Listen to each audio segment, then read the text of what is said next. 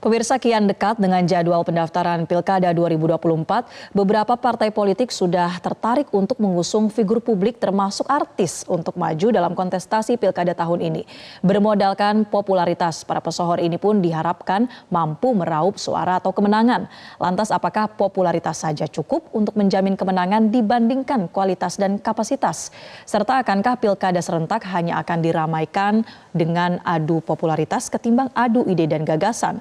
Untuk membahasnya sudah bergabung bersama kami pengamat komunikasi politik Universitas Brawijaya Anang Sujoko dan Ketua DPP Partai Nasdem Saan Mustopa. Selamat pagi Mas Anang dan Kang Saan. Selamat pagi Marcel, Mas Anang, pagi.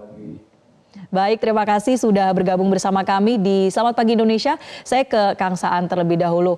Kang Saan, sejauh ini Nasdem sudah memberikan beberapa rekomendasi termasuk untuk kalangan selebritas juga ya dari figur publik.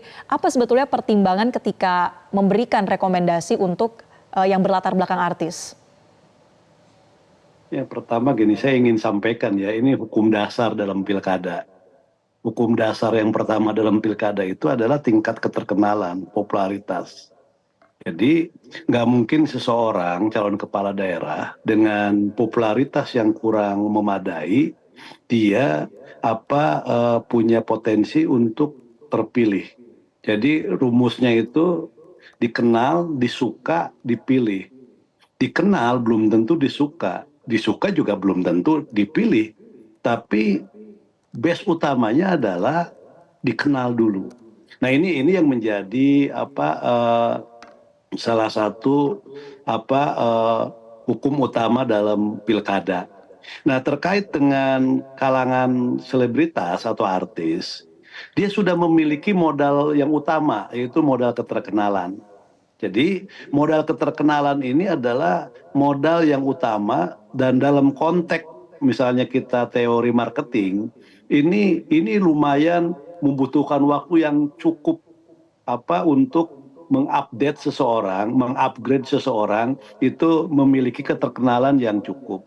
Nah, maka umumnya para selebritas atau artis ini itu dijadikan booster bagi calon kepala daerahnya. Kenapa dijadikan booster bagi calon kepala daerahnya? Karena calon-calon kepala daerah misalnya apakah dia calon wali kota, calon bupati, calon gubernur, mereka menyadari bahwa tingkat keterkenalan mereka di masyarakat itu kurang memadai. Maka butuh booster sampai titik tertentu masyarakat mengenal kepada mereka. Nah, ini poin yang pertama yang ingin disampaikan. Nah, terkait dengan itu, maka partai-partai apalagi di tengah persiapan yang sangat pendek. Ini kan di tahun 2024 ini kan persiapan pendek sekali. Ada pilpres dulu di bulan Februari. Tahapan ini sampai PHPU-nya kemarin itu baru selesai di bulan-bulan Mei gitu dan sebagainya. Partai harus menyiapkan untuk pilkada, dan pilkadanya serentak secara nasional. Kalau dulu kan ada 3 fase, sehingga pilkada itu buat partai itu ada cukup waktu. Nah sekarang 514 tingkat 2 kabupaten kota. Artinya setidaknya partai kalau misalnya itu harus menyiapkan satu pasangan kira-kira mencari lebih dari 1.000 orang plus gubernur. Gubernur itu ada 37, berarti ada 37 pasang. Dengan waktu yang sangat mepet, maka pertimbangan, anggap aja pertimbangan instan dalam arti mereka mau dijadikan booster untuk calon kepala daerahnya, ya paling gampang mencari para artis yang mereka sudah memiliki modal utama. Modal utama yaitu terkenalan. Tapi kan yang utamanya kan calon kepala daerah. Misalnya saya contohkan untuk di Tangerang Selatan, calon kepala daerahnya itu calon wali kota Tangerang Selatannya itu kan Mas Reza Patria. Mas Reza Patria ya, ini kan sudah memiliki pengalaman di politik, anggota DPR RI, menjadi wakil gubernur di DKI. Yang kedua juga punya pengalaman di dunia organisasi. Untuk calon kepala daerahnya itu udah memiliki, udah nggak diragukan kapasitasnya, terus juga kemampuan, proporsionalitasnya di bidang politik, itu nggak diragukan. Tapi menyadari memang membutuhkan tadi booster agar masyarakat tertarik.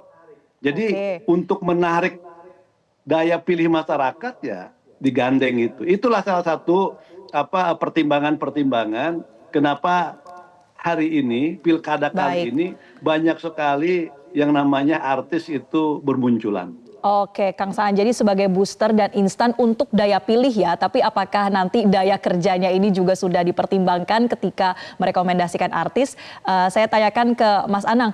Mas Anang, ini bukan satu fenomena yang baru ya, artinya di setiap pemilu selalu saja ada sosok pesohor yang dicalonkan, bukan hanya kepala daerah, katakanlah pileg kemarin juga cukup banyak. Apakah popularitas dari artis ini selalu sejalan dengan elektabilitasnya? Ya, oke, terima kasih Mbak Marcel. Ya, saya kembali kepada makna dasar dari demokrasi atau sistem pemilu yang demokratis itu dulu. Yaitu demokrasi itu kan menjunjung kepentingan publik di atas segalanya. Artinya kepentingan rakyat ini menjadi poin yang utama dalam proses demokrasi itu. Nah, artinya ada sebuah kemampuan yang diharapkan ada para pemimpin untuk menjamin kepentingan rakyat itu betul-betul terlindungi. Nah, ketika kita bicara pada sistem demokrasi yang berbasiskan pada popularitas, disinilah permasalahan itu kemudian muncul. Kenapa muncul? Karena sistem pemilu kita itu memposisikan prosesnya itu sangat singkat sekali. Artinya ketika proses pencalonan hingga proses kepada pemilihan itu sangat singkat sekali dalam rangka untuk membangun figur-figur tertentu yang akan masuk pada posisi itu. Nah, seperti yang tadi disampaikan oleh Kang Saan misalkan, maka apa yang terjadi ya bagaimana kemudian bicara pada popularitas itu secara pragmatis, secara instan. Nah, di posisi inilah kemudian ketika bicara pada popularitas yang terjadi kemudian seringkali tidak kemudian mempertimbangkan menjadi satu kesatuan dengan integritas dan kapabilitas. Popularitas itu hanya sebagai sebuah cara dalam rangka untuk kemudian memenangkan secara pragmatis calonnya. Ya, secara pragmatis calonnya. Memang karena ini tuntutan sistem pemilu yang itu sangat singkat sekali. Nah, ketika kita bicara pada popularitas pasti ini belum tentu kemudian secara otomatis masuk pada tingkat elektabilitas. Belum ada jaminan semacam itu. Tetapi paling tidak ketika popularitas itu dibangun dengan positif, maka inilah yang kemudian akan dikembalikan kepada masyarakat kita. Apakah kemudian masyarakat kita itu memiliki literasi politik yang cukup? Apakah kemudian masyarakat kita itu memiliki literasi media yang cukup? Apakah kemudian masyarakat kita itu peduli bahwa program itu menjadi nomor satu dibanding yang lainnya? Apakah kemudian kapabilitas dan integritas itu menjadi hal yang sangat penting dalam proses demokrasi? Nah, ini artinya apa? Bahwa ketika kita bicara pada penunjukan atau majunya banyak artis dalam pilkada kita, ini menjadi sebuah fenomena pragmatis bagi partai politik untuk bisa menang. Kemudian ketika kita bicara apakah kemudian nanti itu bersinergi pada kapabilitas dan integritas. Nah, ini yang biasanya kemudian seringkali dipasangkan pada calon-calon tertentu yang kemudian bisa menutup kelemahan itu. Ya. Nah, misalkan kalau calon atau artis ini kemudian jadi, kalau dia calon wali kota atau calon wakil gubernur masih oke lah gitu loh. Artinya nahkoda ini kan ada pada wali kota atau gubernurnya. Tetapi ya sekali lagi nanti ini akan memposisikan artis-artis yang pada posisi kedua ini menjadi sebuah pelengkap saja. Ya. Beberapa case misalkan kalau kita lihat pada masa-masa sebelumnya yang artis menjadi wakil kepala daerah misalkan. Apa yang terjadi? Tidak banyak kemudian berkontribusi positif pada pembangunan itu sendiri. Bahkan kalau kita lihat justru itu menjadikan artis-artis itu dalam tanda kutip ya menjadi cibiran bagi teman-teman di pemerintahan daerah itu. Nah, kembali, tetapi akan lebih celaka ketika artis-artis ini diposisikan sebagai calon kepala daerah. Kalau misalkan kepala daerah ini jadi, maka yang terjadi adalah apakah kemudian integritas atau kepemimpinan itu ada pada yang bersangkutan. Ini yang Baik, patut dan artinya sangat serius pertanyaan untuk berikutnya, dipertimbangkan karena nanti apakah akan partai berpengaruh politik pada ini juga proses demokrasi kita. mempertimbangkan ya kapabilitas bukan hanya sekedar figur saja yang sudah populer, yang tingkat terkenal dan juga bisa dipilihnya ini cukup tinggi, apakah sudah mempertimbangkan juga kapabilitas mereka? Kita akan bahas lebih lanjut usai jeda, Kang Saan dan juga Mas Anang. Pemirsa tetaplah bersama kami di Selamat Pagi Indonesia. Pemirsa, Anda kembali di Selamat Pagi Indonesia dan kita lanjutkan perbincangan bersama dengan sejumlah narasumber. Saya ke Kang Saan lagi. Kang Saan, tadi sudah disampaikan ya oleh Mas Anang ketika sosok artis ini hanya sebagai booster atau pelengkap untuk mendongkrak suara ketika pilkada begitu ya. Tapi nanti waktu menjabat ternyata tidak begitu berkontribusi yang positif untuk pembangunan di daerah. Apakah partai politik juga mempertimbangkan sebetulnya mereka ini juga punya pengalaman atau punya kompetensi yang bisa berkontribusi sebetulnya, atau memang benar-benar dalam tanda kutip dipakai hanya untuk suara saja begitu, Kang Saan? Ya, pertimbangan itu tentu dipertimbangkan juga ya, bukan hanya semata-mata faktor popularitas untuk mendorong calon kepala daerahnya agar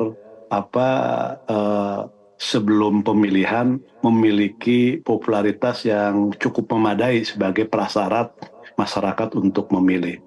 Saya ingin sampaikan juga ya, berdasarkan survei-survei ya, kan setiap pilkada itu kan pasti dilakukan survei, maupun juga berdasarkan pengalaman dari sekian putaran pilkada yang sudah dilakukan.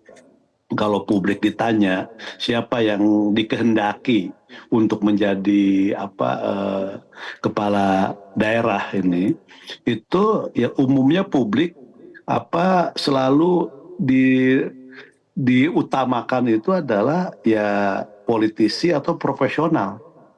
Jadi profesional itu apakah dari akademisi, yang berlatar belakang profesi, atau entrepreneur, pengusaha misalnya, dan artis itu kan pilihan yang kesekian dari opsi-opsi yang ada. Nah, problemnya adalah sekali lagi politisi dan juga kalangan profesional ini memiliki keterbatasan atau kelemahan, yaitu kelemahannya di soal popularitas. Publik tidak meragukan misalnya soal kemampuan dari kalangan politisi maupun juga dari kalangan popularitas. Tapi publik tidak terlalu kenal, kan gitu loh. Nah, inilah yang menjadi pertimbangan partai kenapa harus mencari sosok artis untuk mendampingi para politisi atau kalangan profesional yang maju di pilkada-pilkada, apakah gubernur, bupati, atau wali kota. Nah, apalagi dalam konteks pilkada hari ini, tadi seperti Mas Anang sampaikan, ini waktunya sangat singkat. Kalau kita mulai pendaftaran itu 27 sampai 29 Agustus ini nanti pendaftaran, penetapan pasangan calon itu tanggal 22 September, maka kita cuma punya waktu itu kurang lebih 2 bulan. Dari mulai terhitung pendaftaran 27 sampai ke 27 November, itu punya waktu 3 bulan. Jadi memang sangat singkat. Untuk berbicara soal konteks daerah, artinya kan sebetulnya ada kader-kader internal partai politik juga kan di daerah yang sehari-harinya tentu pasti lebih dekat ke masyarakat dibandingkan mungkin kader-kader yang berada di pusat. Mengapa kemudian tidak mengedepankan nih kader-kader daerah untuk maju sebagai calon kepala daerah? Ya kalau daerah-daerah itu tetap misalnya pertimbangan ya kita untuk bupati, wali kota, gubernur, itu kita mencari memang kader-kader yang ada di daerah. Itu mereka mengenal, mereka sudah dekat dengan, kita contohkanlah beberapa misalnya calon-calon yang sudah direkomendasikan oleh Partai Nasdem. Misalnya kita contohkan misalnya untuk para kepala daerah, bupati atau wali kota yang ada di Jawa Barat. Yang mereka memang orang yang memang tinggal, lahir, besar di situ gitu loh. Berkiprah di situ.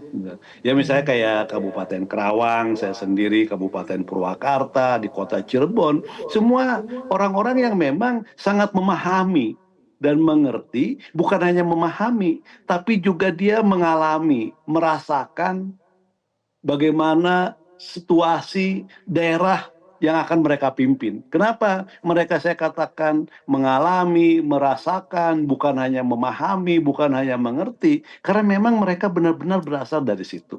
Nah Tapi itu masih itu kurang populer menjadi begitu ya, Kang? prioritas kita. Karena kalau misalnya kita mencalonkan kepala daerah yang dia punya pengalaman, punya perasaan, mengerti, memahami, maka empati dia sebagai kepala daerah terhadap warganya itu akan sangat tinggi. Dengan empati yang tinggi, maka keseriusan untuk membangun daerah dan membawa kesejahteraan buat masyarakatnya itu insya Allah akan dilakukan oleh mereka. Nah, Oke, pertimbangan itu apa kita lakukan. baik. Nah, berbicara soal mengusung kader dari partai politik sendiri, tadi Kang Saan mengatakan ini sebetulnya sudah ada upaya untuk mengedepankan kader daerah yang paham betul. Tapi Mas Anang, kalau berbicara soal popularitas versus kapasitas, ini yang juga menjadi perbincangan adalah nampaknya ini suatu bentuk kegagalan tidak adanya kaderisasi yang cukup baik di setiap partai politik. Apakah Anda melihat permasalahan itu juga, Mas Anang? Ya, begini, artinya artis itu kan tidak selalu identik dengan orang yang hanya tampil di bicara pada panggung depan saja. Artinya sisi yang baik-baik saja, kan tidak sebatas itu. Yang istilahnya tenar dalam dunia drama atau seorang penyanyi yang populer. Bukan hanya itu, memang ada beberapa artis yang memang memiliki kapasitas seorang leader yang bagus, bahkan pengetahuannya juga sangat bagus. Itu pada posisi itu. Nah, tetapi kembali kepada case-case yang ada di negara kita, di Indonesia. Apakah kemudian memang ketika kita bicara pada artis itu identik dengan pada posisi itu? Inilah yang kemudian menurut saya kembali kepada masyarakat kita. Bagaimana masyarakat kita saat ini itu menilai artis. Artis yang dalam benak mereka itu artis yang tampil pada panggung depan. Kalau kita bicara pada frontage itu adalah sesuatu yang selalu positif. Nah, ini yang kemudian menjadi sebuah modal utama bagi masyarakat kita. Seringkali kemudian ini menjadi faktor untuk kemudian digunakan sebagai pendorong untuk memilih. Pendorong ya, pendorong untuk memilih. Nah, kemudian kalau kemudian kita bicara kepada apa istilahnya kapabilitas, maka kapabilitas ini seringkali kemudian tidak disertai, tidak serta merta kemudian melekat pada artis itu sendiri. Pengetahuan seorang artis terhadap dunia politik, misalkan semacam itu kemudian seolah-olah saya katakan seolah, tidak semua artis, seolah-olah kemudian dunia politik ini menjadi sesuatu yang menjanjikan dibanding dunia artis. Sehingga banyak kemudian artis berpindah kepada politik karena ada sebuah kesejahteraan yang lebih dibanding di dunia artis. Nah, beberapa waktu yang lalu sempat viral misalkan dari pernyataan seorang artis yang menjadi anggota parlemen di pusat misalkan. Itu kan begitu luar biasa ketika kita lihat dari sisi nominal uang yang diperoleh misalkan semacam itu. Nah, tetapi begini yang saya ingin tekankan bahwa ketika merekrut artis pada tengah-tengah ketenaran oleh sebuah partai politik, ini yang saya melihat bahwa partai politik tidak memiliki sistem kaderisasi yang matang. Ketika sebuah partai politik kemudian secara di tengah jalan mencomot misalkan artis yang sedang naik daun, sedang tren, kemudian masuk pada anggota partai politik, maka ada pertanyaan besar. Bagaimana kaderisasi dalam sebuah partai politik? Karena ketika kita bicara pada nilai kader sebuah partai politik itu adalah ideologi. Ideologi yang membangun, yang membuat karakter kader pada sebuah partai politik tertentu.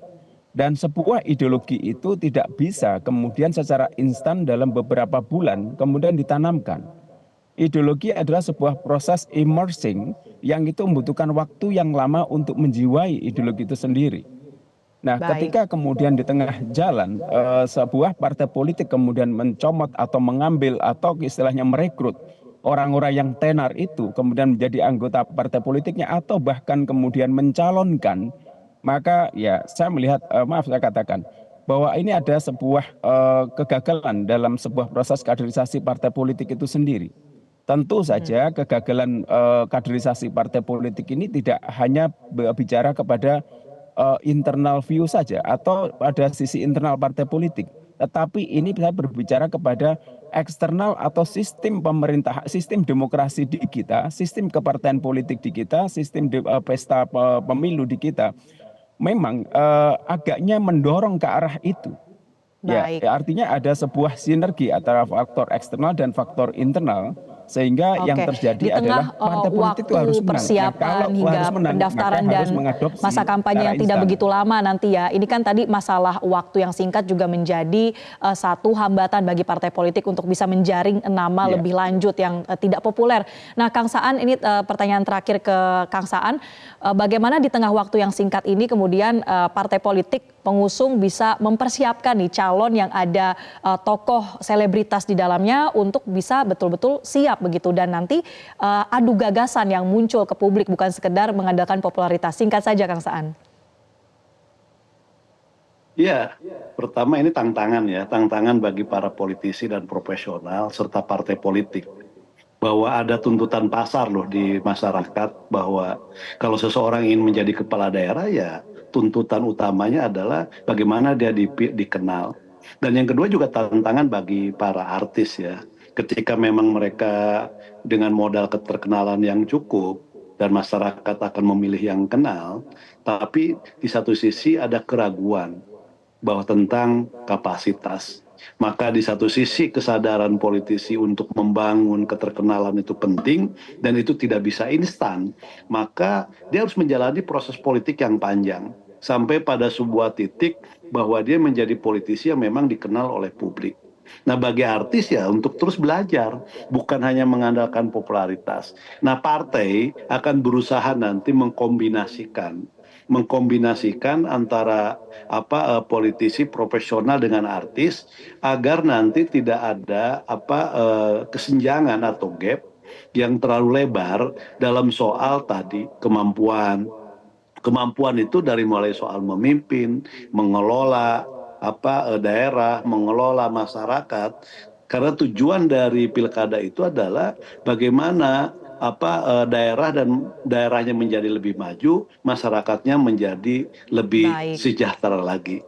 Maka ini penting nanti mengkombinasikan antara calon kepala daerah dengan calon wakil kepala daerahnya yang berbeda latar belakang.